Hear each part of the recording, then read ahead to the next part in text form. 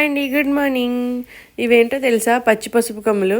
ఇవి north side ఈ winter season లో బాగా దొరుకుతాయి. వీటిని కర్రీ కూడా చేసుకుంటారు వాళ్ళు. వీటితో కర్రీ నేను కూడా ఒకసారి ట్రై చేశాను, బాగుంది టేస్ట్ అయితే.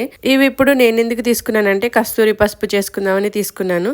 ఒక 1/2 కిలో పసుపు కొమ్ములు తీసుకున్నాను. వాటిని ఒకసారి బాగా వాష్ చేసి ఇలా సన్నగా స్లైసెస్ కింద కట్ చేసుకుంటే తొందరగా ఎండిపోతాయి. ఇలా కట్ చేసుకుని ఒక పళ్ళెంలో వేసుకొని ఎండలో ఎండబెట్టుకోవాలి.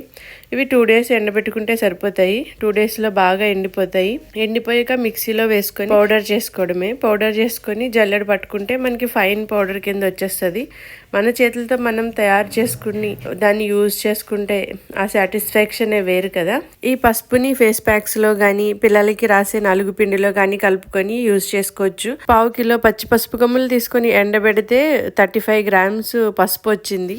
మనం కూరల్లో యూజ్ చేసే పసుపు వేరేగా తయారు చేస్తారు. ఎంతమందికి తెలుసో కామెంట్ చేయండి.